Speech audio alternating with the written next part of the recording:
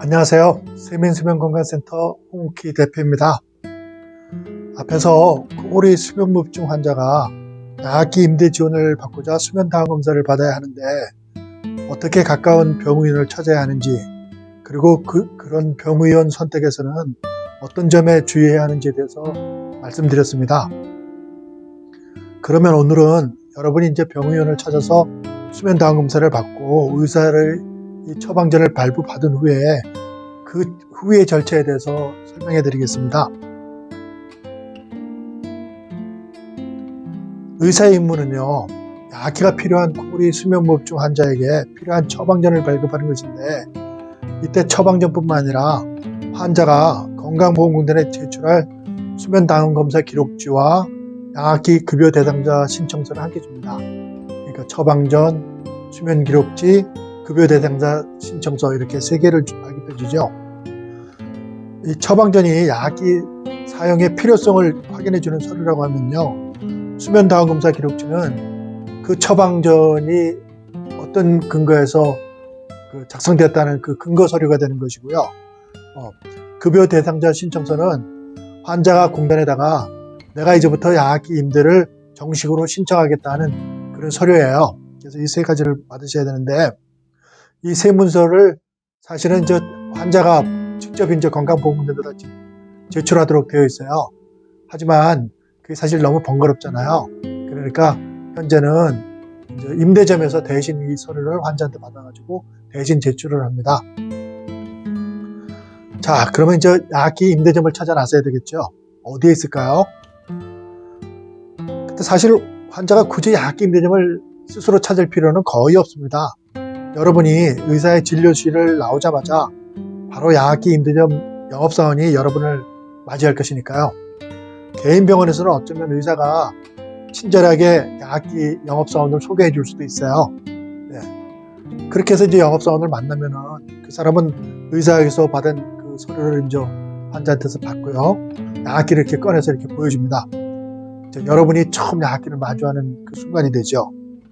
보통은 그 영업사원이 병원 내 빈 휴게실이나 회의실, 커피숍 등에서 양압기를 꺼내놓고 간단히 이 사용법에 대해서 설명을 한다 그래요. 다른 임대점에서 이제 양압기를 임대해가지고 사용하시다가 저한테 오신 분들, 이런 손님들한테서 이제 들은 얘기로는 그 영업사원들의 양압기 설명하는 시간이 대략 10분, 15분 뭐 이 정도라 그러고 30분을 넘는 경우도 거의 없는 것 같아요. 네. 그렇게 이제 간단히 설명을 듣고 양압기를 가지고 이제 환자가 집에 옵니다. 그러면 이제 그날 밤부터 이제 쓰게 되겠죠, 그죠? 자, 이제 잠자리에 들었습니다. 이 마스크를 이렇게 이제 자기 코에다가 이렇게 쓰고요. 양압기를 이렇게 킵니다. 그러면은 이 호수를 통해 가지고 센 바람이 코 속으로 들어가거든요. 그 기분이 어떨까요? 갑자기 코 속으로 센 바람이 밀려 들어오니까 굉장히 당황스러워요. 어떤 사람은 아주 굉장히 겁에 질리기도 하죠, 그죠? 그래서 이제 아주 처음부터 뭐 패닉에 빠지는 그런 사람들도 없지 않아 있기는 합니다. 자, 이제 이렇게 해서 이제 마스크를, 그래도 어쩌고요? 양압기를 쓰긴 써야 되니까 마스크를 쓰고 이제 누워서 이제 잘라고 그래요. 그때 한번 생각해 보세요. 코 속으로 센 바람이 들어오는데 이게 과연 나한테 적당한 바람의 세기인지 이런 거에 대해서 궁금증도 생기고 숨쉬기도 좀 자꾸 어렵고 이래요.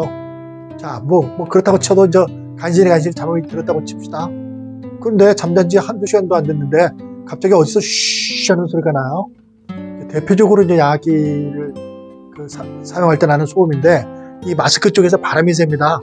그렇게 센 바람이 들어가지고 코 속으로 들어가지 못한 바람들이 이제 옆으로 새는데, 이때 쉬쉬 하는 소리가 나거든요. 이 소리가 얼마나 큰지 잠자는 자기를 깨우는 것뿐만 아니라 옆에서 자는 집사람까지 깨워요. 네. 이렇게 되니까 뭐 잠을 깨게 되는 거죠. 그러면 어떻게 해요? 다시 이제 마스크 이렇게 매만져서 꽉 조이고, 그리고 다시 이제 잠에 이제 빠지려고 이제 노력을 합니다. 그래서 어찌어찌 잠이 들었는데 또 30분도 안 돼서 또 쉬 소리 때문에 또 바람이 새요. 그 소리 때문에 또 깹니다. 이런 일이 하룻밤에도 몇 번씩 계속되면요, 그럼 어떻게 될까요? 새벽녘에 이르면은 갑자기 나도 모르게 마스크를 내던지고 자는 사람도 있고요. 아니면 나 도저히 양압기 못 쓰겠어 하고 그냥 양압기 꺼버리고 마스크 벗어던지고 그렇게 자는 사람들도 있습니다. 이게 양압기 사용에서 실패하는 가장 커다란 이유이기도 합니다. 자,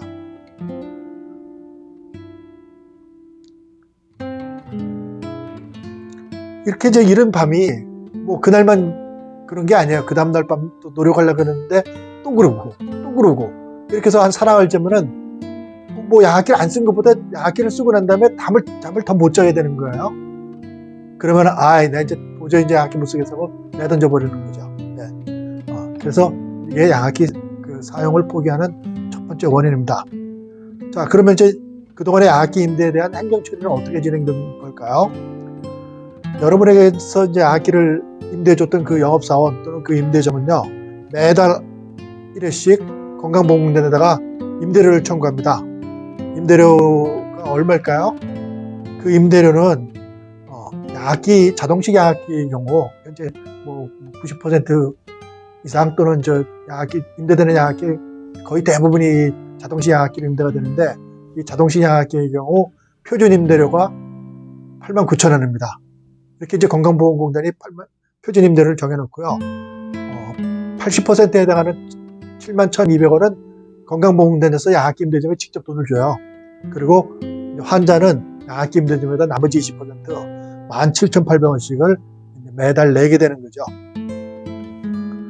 근데 건강보험공단에서 이렇게 이제 야학기 임대료의 80% 71,200원씩을 매달 꼬박꼬박 임대점에다 이렇게 주게 되니까 건강보험공단에서도 이제 걱정이 되죠. 이 사람이 야학기를 갖고 가서 과연 잘 쓰고 있는지 못 쓰고 있는지. 만약에 안 쓰고 있다 그러면은 굳이 그렇게 71,200원씩 매달 돈을 지급할 필요가 없잖아요. 그러니까 야학기를 잘 사용하고 있는지 그렇지 않은지를 확인해야 되는 절차를 밟게 됩니다. 어떻게 확인을 할까요? 그 비밀은요, 바로 이 야학기에 들어있는 이 SD 카드에 달려 있습니다. 이 카드에요, 야학기를 사용하면은 사용했을 때 사용 시간이 몇 시간인지, 그리고 그 사용 기간 중에 얼마나 센 바람이 들어갔는지, 그런 바람 속에서 이 사람은 그 코골이가 있었는지 없었는지, 수면무호흡증이 있었는지 없었는지를 전부 다 기록을 해요.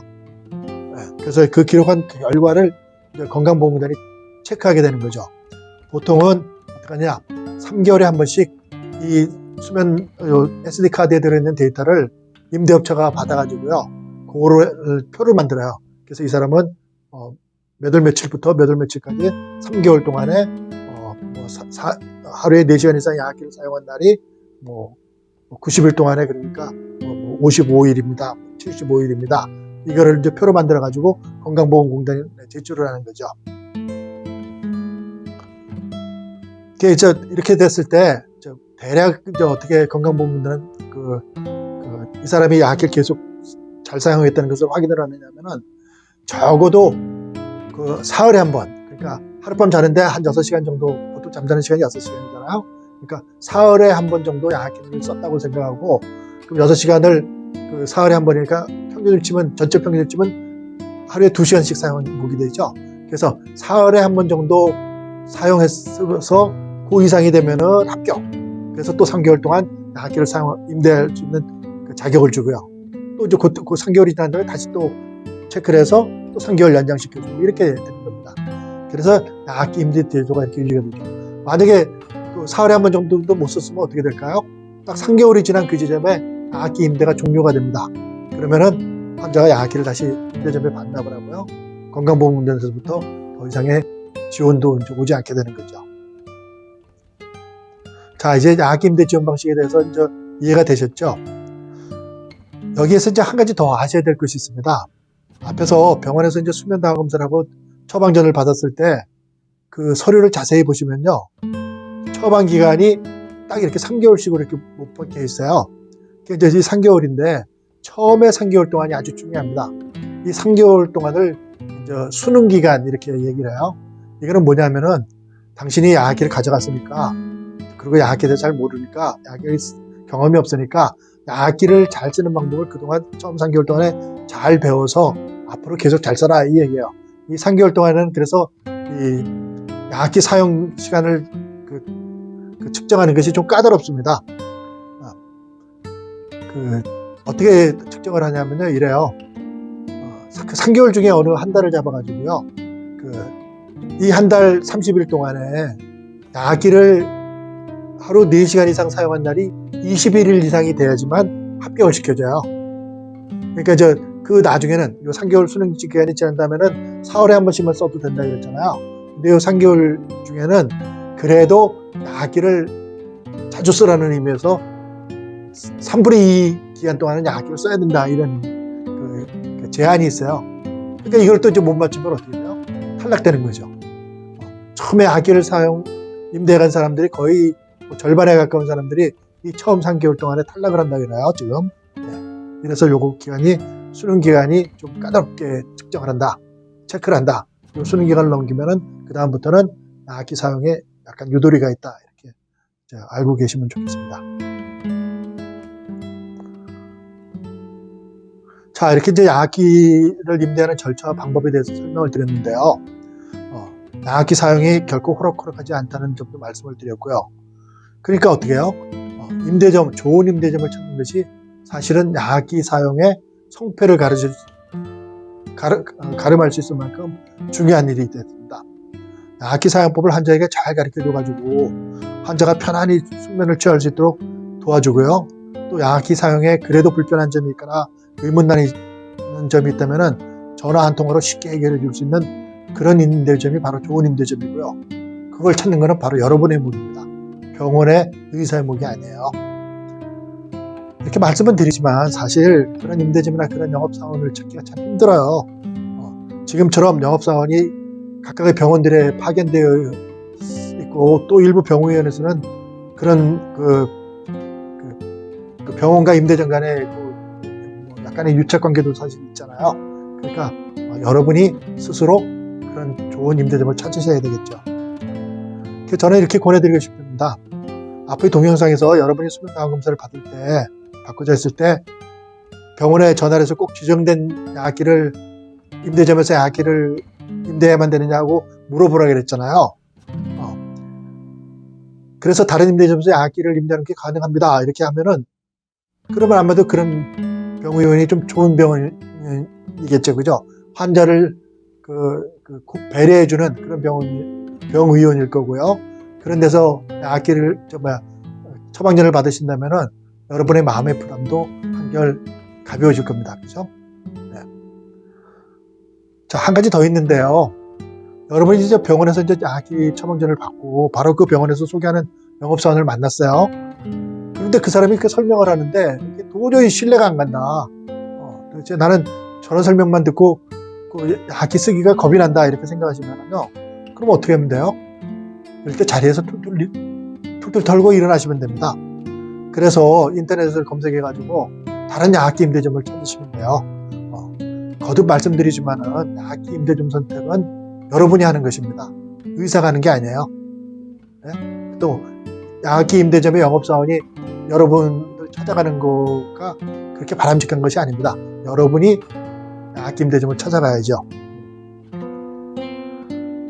자, 이제까지 코골이 수면무호흡증 환자가 약기를 임대하고자 했을 때 처음 병의원을 찾는 데부터 좋은 약기 임대점을 만나기까지 과정을 이렇게 설명해 드렸어요. 좀 도움이 되셨는지 모르겠습니다. 제가 처음 동영상에서 말씀드렸다시피 좋은 병원, 좋은 약기 임대점을 이렇게 찾을 수 있다면요. 약기 쓰는 거 사실 하나도 안 어렵습니다. 제 설명이 아직도 이 설명으로 아직도 이 약기 임대를 망설이고 계신 전국의 수많은 코골이 수면무호흡증 환자분들에게 다소라도 좀 도움이 되었으면 좋겠어요. 그러기를 사실衷심으로 바람하지 않습니다. 긴 시간 경청해 주셔서 감사합니다. 세민수면건강센터의 홍옥희 대표였습니다.